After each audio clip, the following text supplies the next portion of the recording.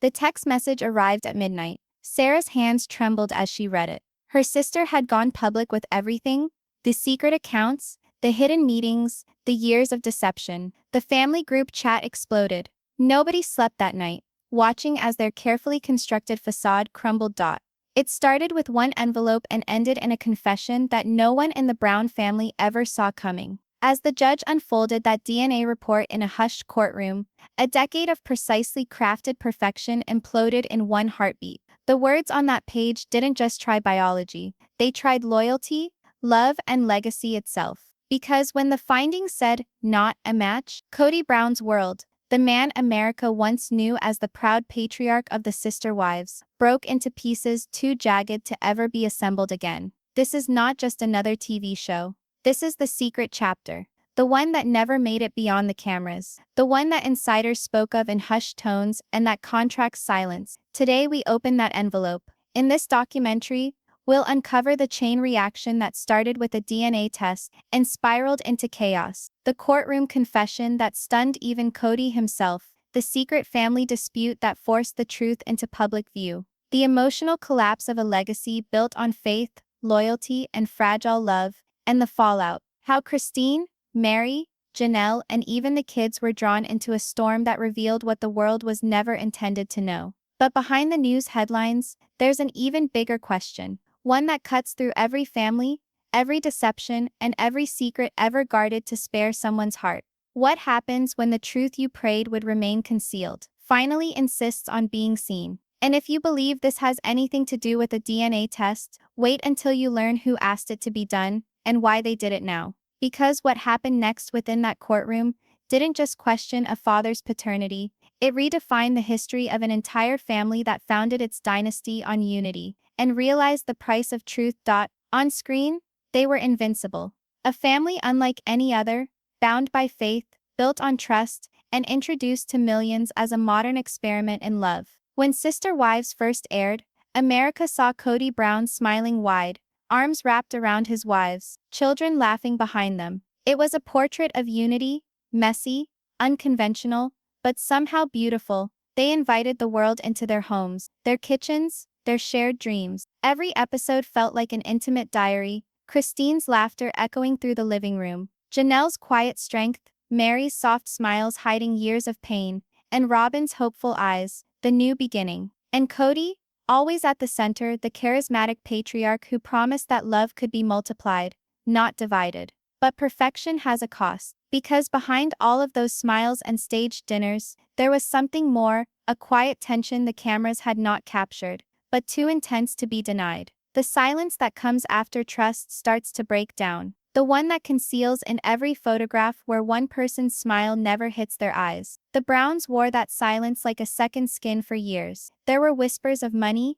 power, favoritism, but they swept them under the rug, draping their truth in practiced togetherness. Until one day, a private question blew up into a public tempest. It began innocently enough, a small murmur among family members, a miscommunication about inheritance, a discussion that never should have escaped the living room. But when secrets reside in a house constructed for reality television, even whispers have microphones. Whose child is it really? The question was silent, too silent, but it struck like a blade. Nobody believed it at first. How could they? Sister Wives wasn't a courtroom drama, it was a family show. But that's the beauty of truth. It doesn't care about what's meant to be. And this truth was already scripting itself. Because well before that judge ever opened up that DNA report, the cracks had already appeared. You could see it in Kody's eyes, in the way he started to talk less about love and more about loyalty. You could hear it in Christine's sighs, in Mary's distance, in Janelle's exhaustion. The Brown family's unity wasn't breaking in one day. It was dissolving piece by piece in silence. And yet, no one outside their circle had a clue. Not the cameras, not the fans, not even the producers. Until one still afternoon, when a letter came in the mail, a white envelope. No return address, no warning, a court summons and an ask for a DNA test inside. It was the moment that turned whispers into war. Because once science is in the equation, there's no turning back. And if you think that letter only revealed one secret, wait until you see what it did with everyone else. The letter rested on the kitchen counter for hours before anyone would open it. It appeared at first ordinary, unremarkable, another bill or reminder among the stack. But something about it seemed heavier, near deliberate, like it bore the weight of years nobody wanted to face. Christine had seen it first. She described it later as feeling off from the beginning, the trembling of Kody's hands when he opened it, the darting of his eyes between his wives in search of some indication that perhaps, somehow, they already knew what was to come. He opened the paper slowly. The room went silent. Inside was a court document, stamped and dated, a court order demanding a DNA test to establish paternity as it relates to an ongoing estate case. No reason, no name on it. Only a cold request for verification. Nobody said anything for a moment. The words lingered in the air like smoke, heavy, choking, impossible to neglect. Mary blanched. Janelle gazed ahead. Christine's eyes brimmed with bewilderment. And something else, fear. Kody declared it a mistake. He argued there was no cause for this, that someone had to be seeking trouble. But at the back of his mind, he knew. There had been rumors previously, a question he'd suppressed years earlier, a conversation that concluded with slammed doors and unspoken tears. And now it was back. But this time it came with paperwork. He attempted to laugh it off, to label it as nonsense, but the laughter felt unnatural, tired and hollow. And when he gazed around the room, the faces that had been his rock were full of doubt. It wasn't anger yet. It wasn't betrayal. It was something quieter, something worse, uncertainty. The family didn't eat together that night. The cameras were turned off, the lights low, and for the first time in years, nobody had anything to say. Because what did you say when the life you built on trust was suddenly challenged by science? Silence became the norm over the next few days. Christine reached out, but Kody did not go there. Mary pulled away, returning to her own world. Even Robin the peacekeeper remained silent. Then arrived the second letter. This one wasn't a summons, it was an appointment letter. The test had been booked. No more dodging. No more pretending anymore. Someone somewhere desired answers, and whether Kody enjoyed it or not, he would have to provide them. If the first envelope opened the door, this one flung it wide open. Because now, the question was no longer whether the test would occur. It was why it was all happening. And if you're going to believe it was the court's idea, you're going to find out how personal this actually was. The morning of the test was chilly, still, and eerily familiar, like the calm before a storm that everybody knows is about to come, but still tries to pretend won't find its way there. Kody woke up early, his characteristic confidence covered over by a silence louder than words. He did not sport his characteristic cheerful smile or camera-friendly jacket. He merely looked exhausted, like a man trudging towards something he could not leave behind. A handful of reporters milled about outside the clinic, sensing something huge but unsure what. The show's popularity had already made the distinction between family and spectacle inconsequential, and now the distinction was about to become non-existent. Within, fluorescent lights hummed over sanitary white walls, the sort of antiseptic quiet that had each breath ringing too loudly. Kody signed the documents in silence. The nurse called out his name, and for an instant he lingered, a tiny hesitation that spoke volumes more than any admission might. The swab was swift, efficient, unemotional, some seconds that would determine the fate of a family born over decades. When it was completed, Kody gazed at the tiny sealed tube like it was alive, containing not only DNA but history, love, betrayal, and everything he'd struggled to keep in the dark. At home, the wives waited. No cameras, no laughter, no sound, only tension suspended in the air like static. Mary sat beside the window, hands gripping tightly. Christine attempted to distract herself, folding and refolding laundry that didn't need to be folded.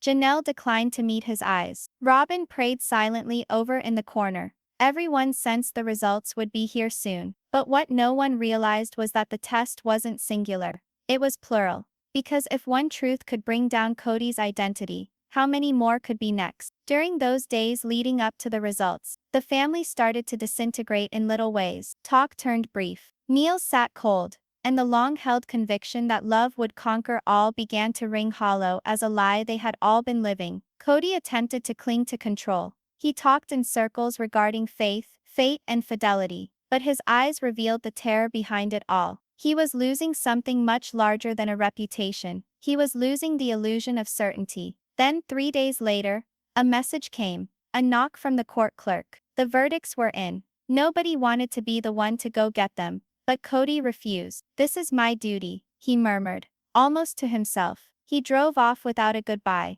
his vehicle vanishing down the desolate road that once took him to a family, now taking him to judgment. And as the others stood there watching him depart, one thought tormented them all. What if the truth didn't change everything? What if the truth destroyed everything? The courthouse seemed weighed down that day, not by its walls or the gravity of the law, but by the silence that seemed to trail behind Kody Brown wherever he went. He passed through double doors with a manila envelope hugged in his arm, as if it held his entire life. It did in a sense. The DNA tests weren't on paper, they were verdict, evidence, punishment. The air inside the courtroom was dense. There were no cameras, but the tension had a movie-quality feel to it. The kind of silence that you could hear just by counting heartbeats. Christine sat in the second row, her gaze steady but far away. She wasn't there for revenge, she was there for closure. Mary arrived soon after, head held high, face unreadable. She had defended Kody for years, rationalizing his decisions, but now she needed answers, not excuses. As Kody sat down, his hands shook a little bit. He concealed it beneath the table, but everyone saw. The judge walked in, papers clutched in her hand, and for a moment or two, no one stirred. Even the rustling of feet or breathing was too much in that silence. Then the words that broke through the silence. "The results show that Kody Brown is not the biological father." No one said anything. No one could. Christine's face paled, her eyes shutting as if trying to shut out a reality already dreaded. Mary's lips trembled, a small gasp escaping before she turned away. Robin's hands covered her face, and Janelle just whispered, "Oh my God." Kody didn't react at first. He just stared at the judge, blinking slowly, his mouth slightly open. For years he had controlled the narrative, the patriarch, the decision-maker, the man who never doubted his role. But now the truth had stripped away every layer of that image. The courtroom seemed chillier. A cough, a whisper, and in that commotion, Kody uttered his first words, voice shaking on the verge of shattering. "There must be a mistake." But there wasn't. The documents didn't lie, and neither did the judge's expression. And if that weren't enough of a shock, the judge went on. "The DNA mismatch cast doubt on property rights, inheritance claims, and custody rights under law."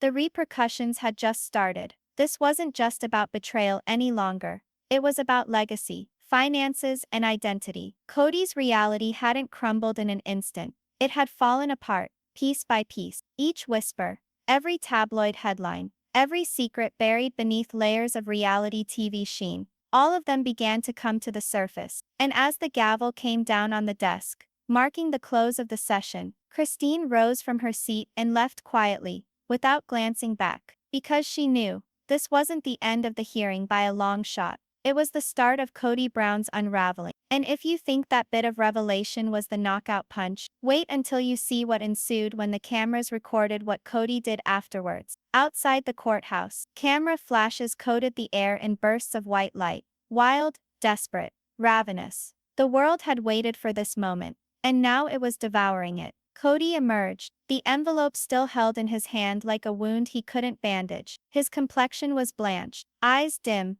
lips compressed. Reporters yelled questions. "Kody, is it true? How long have you known? What does this do to the show?" He didn't reply. He just walked. The click of cameras filled the air like bullets. Christine had already left. Robin was close behind him, attempting to protect him from the pandemonium. But even she was powerless to contain the tempest that had already been unleashed. By the time Kody arrived at his vehicle, social media was already ablaze. Footage of the courthouse, images of Christine's emotional departure, messages with titles such as "Kody Brown's hidden past revealed," "The DNA that turned everything around." In a matter of minutes, hashtags such as #KodyDNA, #SisterWivesTruth, and #BrownFamilyScandal were trending. But what the public didn't observe, what the cameras didn't capture, was the quiet in the vehicle. When Kody finally sat down, he didn't turn the engine on. He simply gazed at his reflection in the rearview mirror. The man who constructed his existence on control, faith, and family now appeared to be a stranger. His phone rang incessantly. Missed calls from TLC producers, messages from his children, texts from Mary, unread.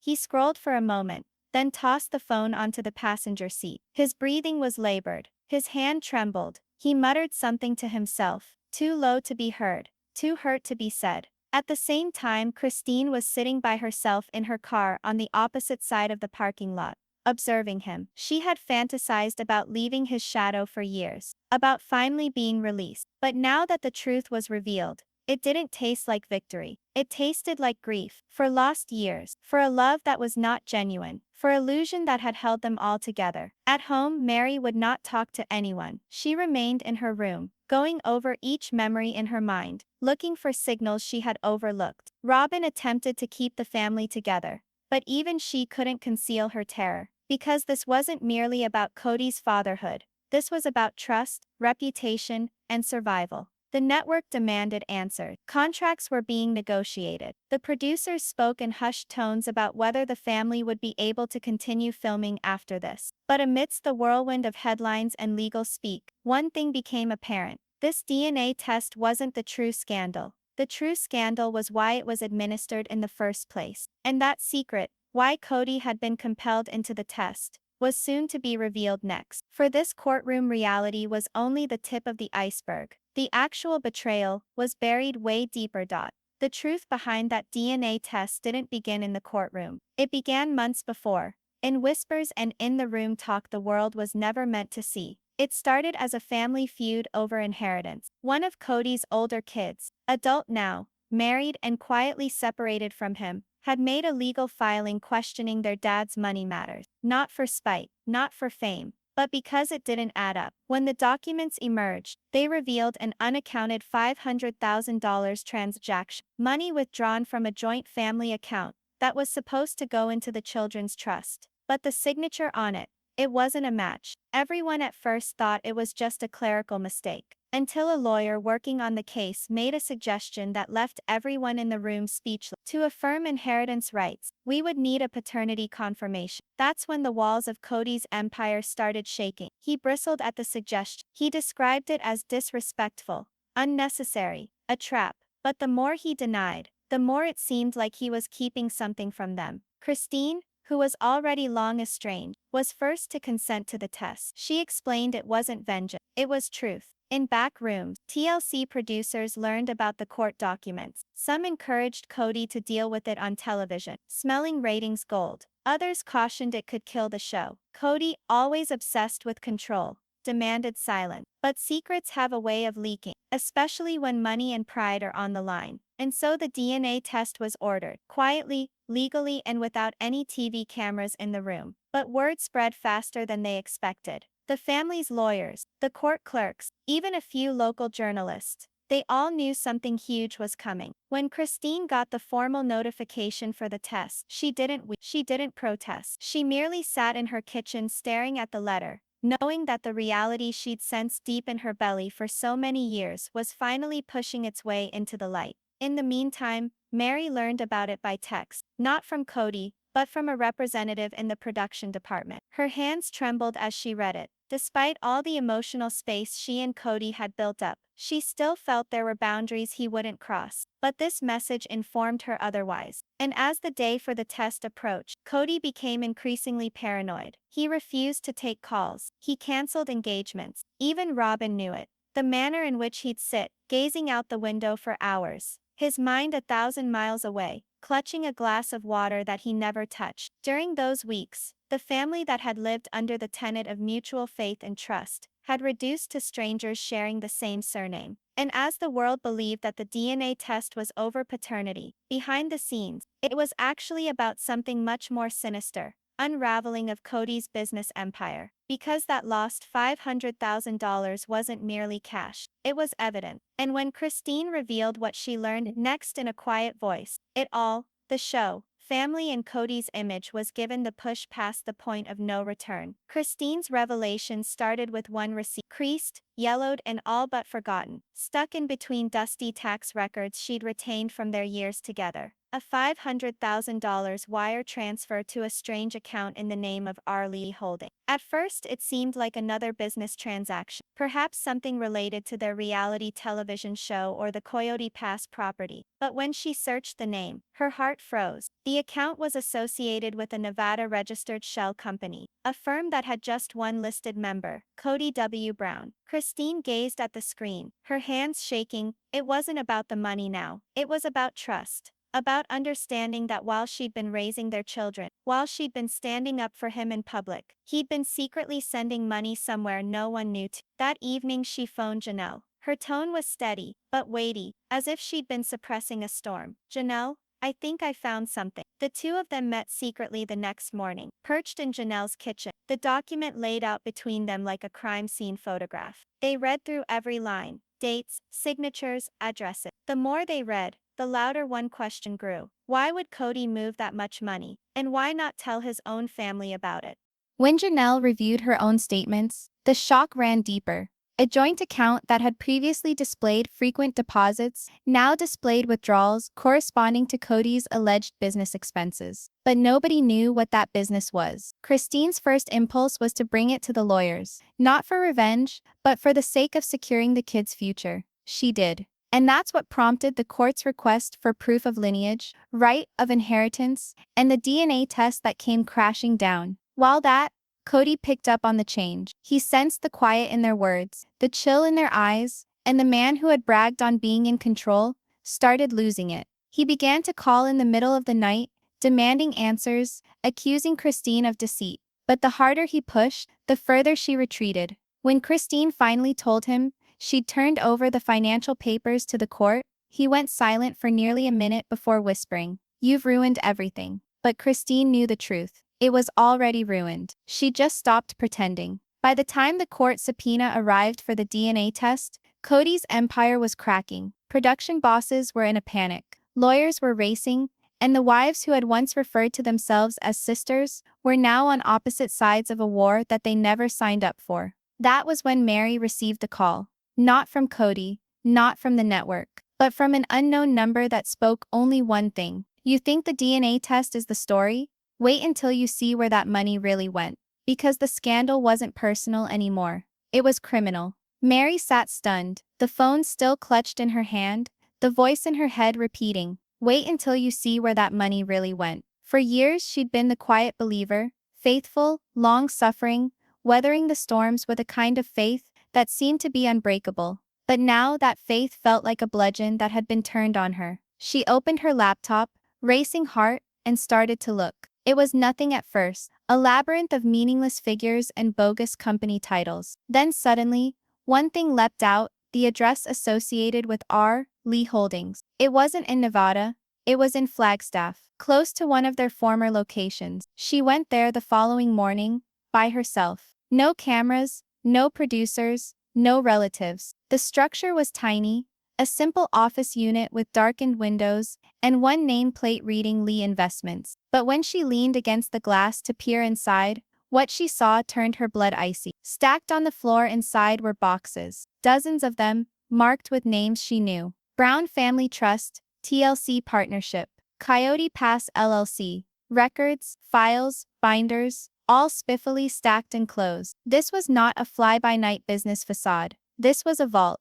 Mary did not enter the building that day. She snapped pictures through the window, then drove home in stunned silence, holding her phone as if it were evidence. When she arrived home, she called Christine. Her voice trembled. "Christine, it's real. The money's there, it's all there." That evening, the two of them met once again, this time accompanied by Janelle. They studied the pictures together, aware of what they'd gotten themselves into. Not only Kody's hidden fund, but a full-on secret operation, managing every dollar associated with their family name. And worse yet, some of those accounts had Robin's name on them. Janelle's voice was little more than a whisper. "So he was creating something for us." But with her, Christine nodded slowly. "Or for her." That was when everything changed. The sister wives weren't upset, they were finished. Years of compliance, of staying quiet, of keeping it all inside, erased in a moment. They reached out to the court. they delivered the photographs, and in mere days, subpoenas were sent out. Investigators followed the accounts, the transactions, the shell corporations, piece by piece. Kody's financial empire started to come apart at the seams under investigation. When Kody discovered, he lost it. Not on film, not in front of an audience, but in private. Witnesses testified later that he yelled for hours, blaming everyone but himself. He accused Christine of betrayal, Mary of jealousy, Janelle of manipulation, but deep inside, he knew the truth. They hadn't betrayed him. They had simply stopped protecting his lies. And just as the probe was closing in, another incredible revelation emerged, one that would bind the lost money, the DNA test, and the family's ruin into one unanimous, crushing reality. For buried deep in those documents was an agreement, one that confirmed the $500,000 wasn't stolen. It was paid. And the recipient's name on the payoff? A person the family used to trust with everything. When detectives opened the agreement,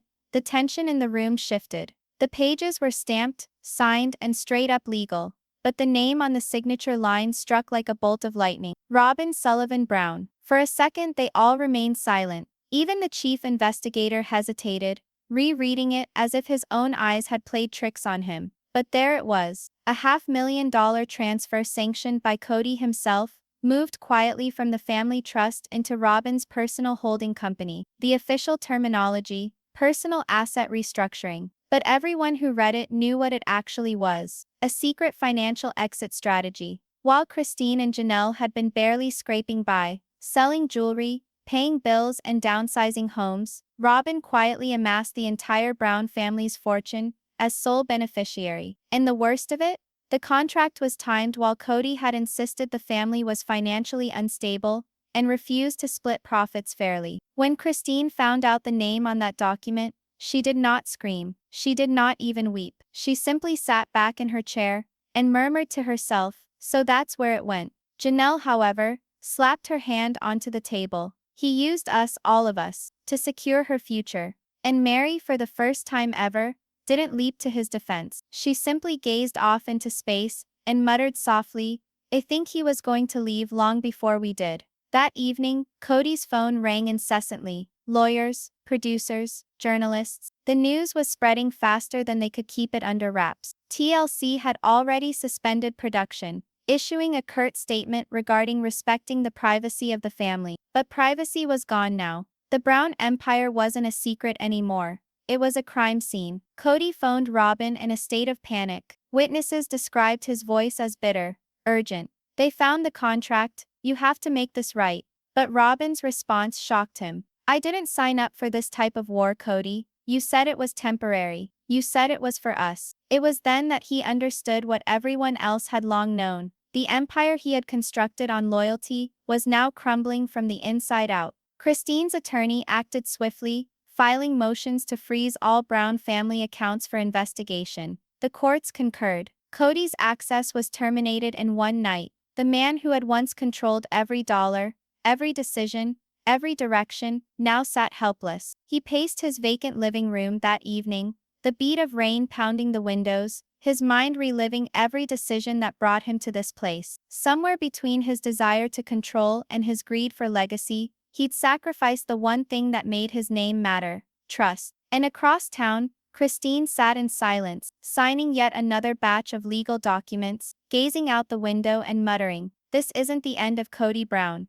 This is the truth finally catching up." But even she didn't know. The tale was about to make one final, heartbreaking twist. Since the probe of Kody's finances was on the verge of revealing something no one, not even Christine, was ready to hear. The probe darkened when federal auditors entered the case. What had started as a family fight over inheritance now appeared to be possible financial fraud, the type that does not remain within the confines of family court. Agents followed Kody's transactions back 5 years, and they found that there was a convoluted scheme of transfers between trusts, LLCs, and private accounts spread out around several states. The path was meant to mislead, but hidden in the mess was one item that jumped out: a series of payments tagged consulting fees sent to a mysterious account in the name of Avery Holt. No one identified it initially, until one researcher conducted a background check and discovered Avery Holt wasn't a consultant either. He was an attorney specializing in real estate who'd once been associated with early contracts for the Coyote Pass land transaction, same land Kody had promised would be the family's forever home. The total paid out came to almost $1.2 million, money that had disappeared from the family's property budget years before. When Christine was informed, she fell quiet. Her mind recurred to the countless arguments over Coyote Pass, Kody refusing that they couldn't afford to build yet, while she and Janelle gave up everything to assist him in saving. She now understood that fantasy had never been postponed, it had been diverted. Kody had been secretly siphoning money from the family trust to purchase the Coyote Pass parcels in another name, his own shell company, excluding the others entirely. When the proof arrived in the courtroom, there was oppressive silence. Christine sat on one side of the courtroom with her head bowed. Janelle's jaw clenched as the figures flashed on the screen. Mary's eyes glistened, not just from anger, but from years of believing in something that never existed. Kody tried to speak, claiming it was a strategic investment, but the words fell flat. For the first time, the judge looked at him not as a celebrity patriarch, but as a man cornered by his own deceit. Outside the courthouse, whispers spread like wildfire. Kody Brown under federal investigation, sister wives empire collapsing, Coyote Pass fraud. Robin, now alone, stopped taking calls. Her social media became quiet. Neighbors reported she hardly left the house. People close to her said she felt betrayed, that she had believed Kody's assurances as much as anybody else did. But Kody's attention was not on Robin or the wives anymore. It was on control. He was fixated on shutting down the investigation, believing that if he could only get the cameras rolling again, he could tell his side. But nobody wanted his side anymore. The story had already shifted, from family man to manipulator, from reality star to suspect of a fraud. And yet, there was one question left unanswered. One the investigators had not managed to crack. A hidden piece in the fiscal trail. A transfer arranged just weeks prior to the DNA test. In an entirely fresh account, it was headed merely final transfer, and the recipient's name was redacted. When Christine read that line in the report, a shiver ran down her, because whoever that final payment was to, may very well be the one who sent the whole truth into motion. And the bombshell identity behind said final transfer was about to redefine everything they believed they knew about the fall of Kody Brown. It took detectives almost 3 weeks to follow that final payment. 3 weeks of blocked accounts, offshore statements, and stony refusals by banks unwilling to participate in a case linked to national headlines. When the truth eventually emerged, it arrived in the guise of one document, stamped, authenticated, incontrovertible.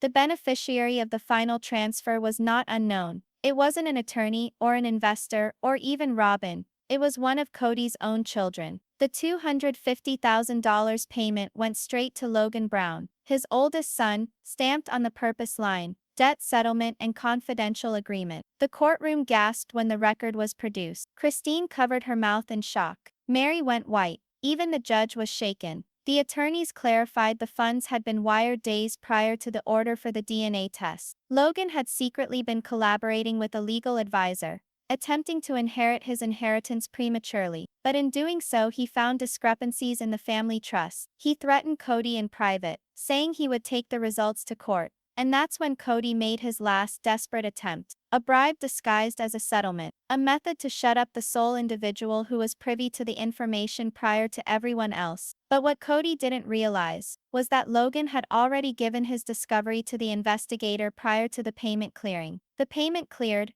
but the secret had already escaped. That single act, the silent bravery of a son fed up with falsehoods, was what set the chain reaction in motion that resulted in the DNA test, the court proceedings, and the revelation of all the secrets kept hidden. When Christine discovered it was Logan, she was heartbroken, not with rage, but pride. He had done something none of them were able to do, broken the cycle. Despite this, the news ripped through the family like fire. Robin felt blindsided. She hadn't known, and now her devotion to Kody made her appear complicit. Janelle, Logan's mother, cried outside the courthouse. He didn't do it to hurt his dad, she said quietly to reporters. He did it to save what was left of us. For Kody, however, the betrayal was unacceptable. He stormed out of court, shaking with fury. My own flesh turned against me, he yelled. They'll pay for this, all of them will. And deep in his heart he knew, this was the payback he had constructed for himself. The money, the trickery, the facades. It had all come around in the end. And while the media descended and the world picked apart each shot of his collapse, one chilling reality loomed in the background. The man who for decades had preached oneness had been destroyed not by his foes, but by his own kin's craving for truth. And if you thought that was the end of the Brown family legacy, wait until you see what Logan did with the money.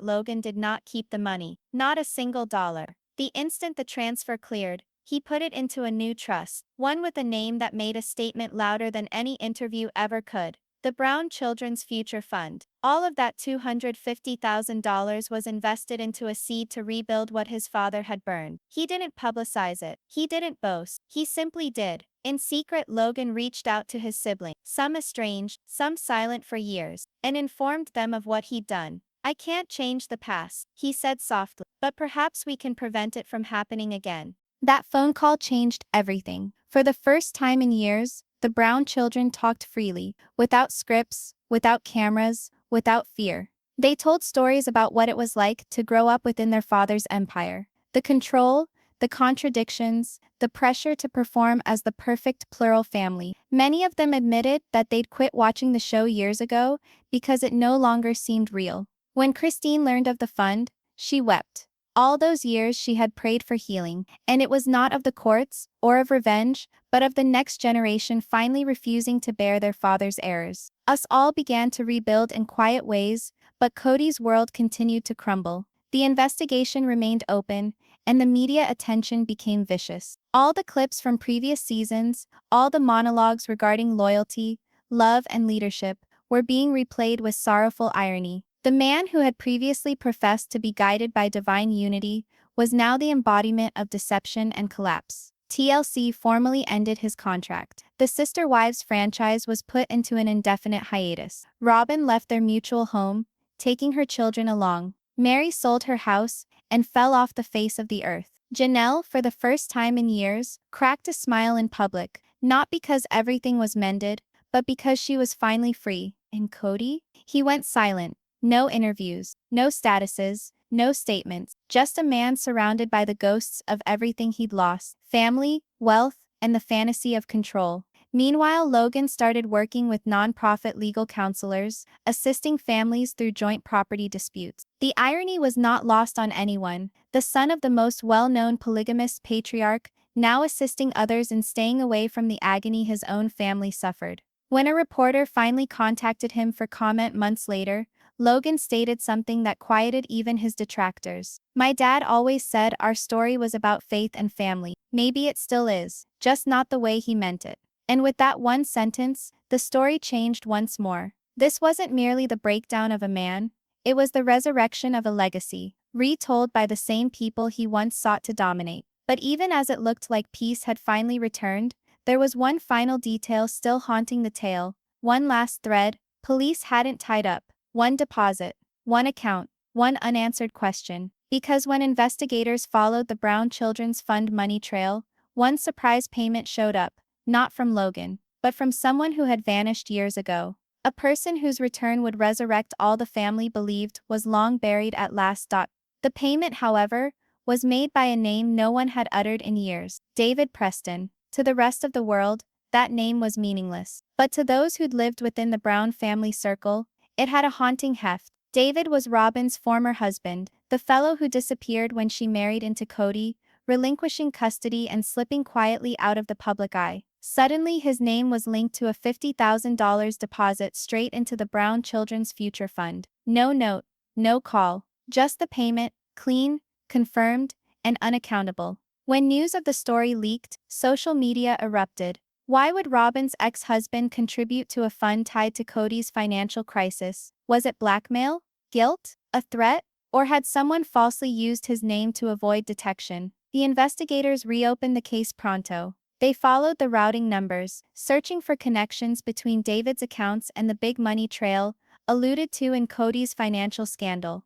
And that's when they found something chilling. The same offshore account that Kody had been using years before to pass through TLC bonuses and consulting fees was also taking in tiny anonymous withdrawals, up to and including the day that the DNA test was leaked. Someone was still depositing money under Kody's name. But if he wasn't doing it, then who was? Christine's initial response was shock. She'd already begun her new life, moved on, and didn't have any desire for more secrets. But when Logan brought her the paperwork, she went stiff. Because one of the dates of the transaction coincided with the day Robin dropped out of public appearances. In the same week she'd informed the family she needed time to heal. The rumors started again. Did Robin know something she was letting on? Was the DNA test merely the tip of a greater lie? One of not only inheritance, but identity, wealth, and the very foundation of the Brown family's history. The media dubbed it the second secret. Viewers began picking apart each and every old episode, each and every background scene. Robin's gazes, her enigmatic words about safeguarding the children, her claims that some truths are better left unspoken. Logan would not go out on a limb publicly, but behind the scenes, he started to put the pieces together. And what he discovered sent him reeling into the past. Hidden in an older TLC production contract was a provision that linked all royalties and syndication rights to the Brown family entity, a shell corporation held by Kody and Robin. Meaning even after all Kody had lost, Robin still held half of the future profits of the show. And if those profits were still being funneled through offshore accounts, then perhaps only, the ruse was never about concealing money. It was about keeping her safe. The revelation changed everything once more. What if Kody wasn't alone in creating the lie? What if the truth about the DNA test wasn't the end, but the start of Robin's story, the one she'd been trying to bury beneath sympathy and silence for years? And if that's the case, then the next revelation could topple everything we ever believed we knew about who was actually at the helm of the sister wives' empire. The closer Logan examined, the more the picture started to reconfigure itself. And what it revealed was darker than anyone could have imagined. The documents revealed a pattern of consistency. Every few months, funds would pass through small, unrelated-looking charities, finally ending up in the same offshore account associated with the Brown family entity. But here's the catch. Those payments didn't begin with Kody. They began the year Robin joined the family. That was way before the success of the show. Way before fame turned everything around. Which meant this was not a last-ditch effort to survive. It was a strategy. As Logan reconstructed the timeline, he had a realization even more sinister. The DNA test, the courtroom scandal, and even the $500,000 scheme that destroyed his father may have all been symptoms of something older, something carefully crafted to establish dominion long before the cameras ever began to roll. He returned through TLC contracts, past tax returns, even storage unit rentals related to the Browns' production company, and in one file, worn and almost forgotten, he discovered a handwritten note on legal stationery. It read, "Protect what's ours. The name doesn't matter, the rights do." No signature. But the handwriting was Robin's. When Logan presented it to Christine, she went quiet. Then, barely above a whisper, she added, "She always said she came in to save him. Maybe she meant something else." It was a devastating epiphany. The woman who was portrayed as Kody's doting, emotional wife, the one who was victimized by his ego and the chaos of the family, could have been shielding her own kingdom all this time. And if the timing was everything, then Robin's emotional detachment following the DNA surprise wasn't guilt, it was tactics. She had backed away just as things got hot for her during the investigation, discreetly selling assets, shutting joint accounts, and transferring money into her own trusts in the names of her kids. And in the meantime, Kody, too arrogant to acknowledge that he'd been outsmarted, remained mum. For months he saw the narrative fall apart around him. But when a reporter caught him in a reporter's question with evidence of Robin's hidden assets, he uttered something that shook every fanbase forum to their core. "I thought I was leading my family. Turns out, I was just another pawn." That quote went viral like wildfire. In an instant, the whole story of Sister Wives turned around. Was Robin the last mastermind responsible for the collapse? Was the DNA test scandal merely a smokescreen concealing her understated power play? The family was split again, but this time, not by faith, love, or jealousy. It was divided by who stood when the truth was finally revealed. And as Logan stood ready to hand over the papers to the media, one last question tormented him. Had the family disintegrated through deception, or because secretly the individual everyone believed was the victim was the only one who knew how the game was really played? When the paperwork eventually made the news, it was like striking a match. Headlines blazed on every major media outlet. Robin Brown alleged in financial cover-up. The secret to Kody's fall. Within hours the web was set ablaze. Fans who had once sympathized with Robin began questioning everything. Her tears, her timing, her words. Old videos were re-edited, slowed down, dissected frame by frame. People pointed out how she'd always dodged specific questions about money, how all of her emotional meltdowns always occurred when financial disagreements arose. It wasn't evidence, but it was enough to ruin her public reputation. TLC, who were so anxious to get their spin out there, attempted to release a statement, but the timing was too good. Memos inside the network, leaked by a former producer, showed us something nobody was ready for. TLC had been aware of the offshore accounts for more than 3 years. The network had been secretly settling, hoping the news would never see the light of day. That is, they'd been guarding their golden goose. The betrayal had grown larger than family now. It was systemic. Kody wasn't the only one at fault. The sister wives' empire had been constructed on fraud, loopholes in the law, and the facade of moral righteousness that sold millions of viewers a fairy tale of faith and togetherness. And as the walls began to crumble, one by one, the Browns' silence was deafened. Christine's social media turned dark. Janelle declined interviews. Mary shared one mysterious quote, "Sometimes freedom costs everything." But Robin, she just vanished. No sightings, no statements, not even a sign on the internet. Her home sold under a trust, her cars missing, as if overnight she had just disappeared. Then 2 weeks later, a letter turned up in a Salt Lake City newspaper. No name, no address, just a typed message signed, "For the children." It stated truth was never about the lie. It was about who listened. "I did what I needed to keep what's left safe. They'll never know, but maybe someday they'll forgive me." Some thought it was the last confession of Robin. Others thought it was a forgery, staged by someone who wanted to deflect blame. But the sentence that kept everyone on edge most was the last one. Kody wasn't the secret.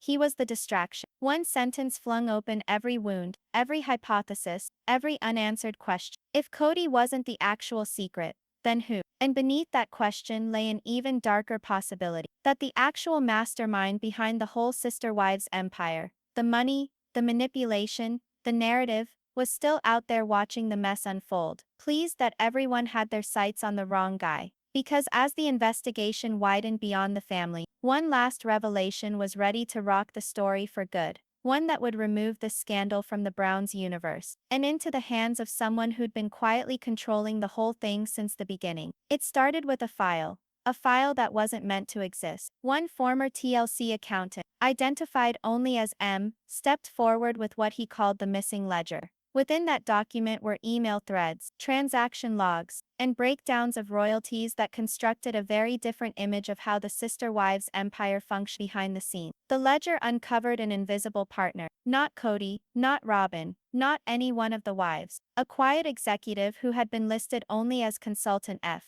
Every big payout, every contract extension, every appearance, it got signed off through another set of initials. F's and F wasn't just a phantom with a wallet. He was one of TLC's veteran producers, the same guy who had worked on the show in season 1, behind the scenes commanding storylines, editing family drama, and dictating how the Browns were represented to the world. When reporters tracked down his actual name, what they found was alarming. He wasn't only making reality television, he was investing in the families he was filming, manipulating their lives for profit and ratings. In the Browns situation, he'd supposedly assisted in setting up the Brown family entity, instructing Kody and Robin on how to control their story and keep TLC's hands clean. And that meant one thing: the money trail, the DNA scandal, the war of inheritance, all of it may have been part of a larger manipulation. A script penned, orchestrated, and benefited from long before any of them knew they weren't just living in a show. They were locked inside one.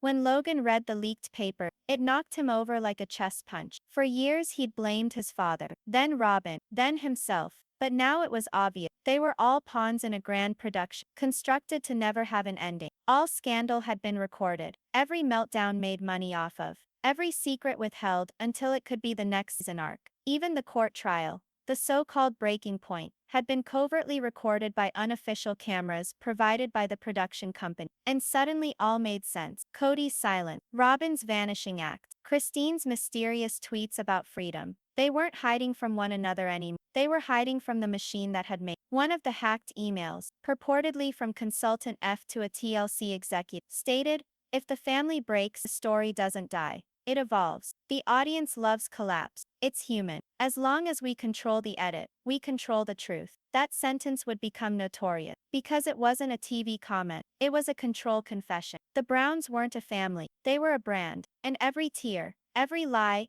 every heartbreak was part of the content plan that paid out millions. But Logan was not about to let that be the case. He contacted a documentary crew, independent, off-network, intent on telling the story the network attempted to cover up. For the first time in more than a decade, the Browns' narrative wouldn't be sanitized scripts, contracts, or cuts. This time, it would be told unfiltered by the individuals who it, not those who benefited from it. And as production began on that news, one line opened the trailer. This isn't about polygamy anymore. It's about power and who really owned our truth. But before the world could view that documentary, the tale took one final surprise turn, one that would uncover the most betrayal yet, and that even the chronicles still find themselves ensnared in another's game. The documentary debuted under the radar. No red carpet, no promo, no high-gloss TLC, just a midnight drop on a small ink site, simply titled The Browns, The Untold Truth. Within hours millions viewed, opined, debated. For the first time,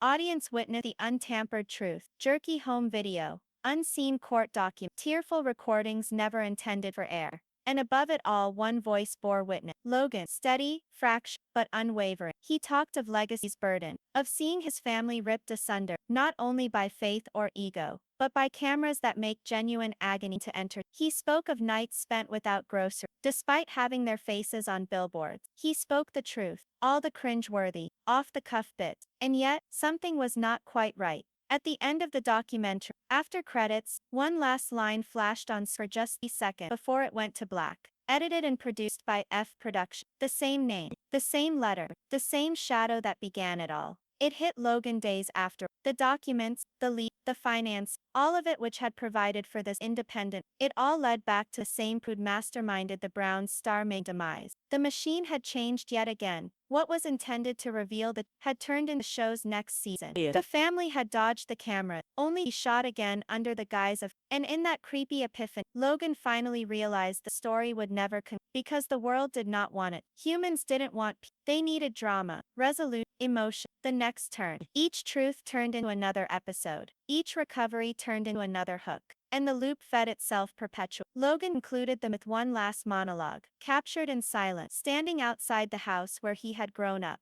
Now vacant, windows boarded up, garden unkempt. He declared, they called it sister wives. They called it love, faith, family. But what it actually was captivity. Perhaps not of body, but of narrative. Because once the world owns your narrative, it no longer belongs. He stopped staring directly into the camera. No tears, no rage, just exhausted lucidity. Oh, so if you're watching this, Ask yourself, do you want to know the truth, or do you just want another ending? The screen went dark. No music, no logo, only quiet. And in that quiet, everything finally ended. Or maybe, just maybe, it began again.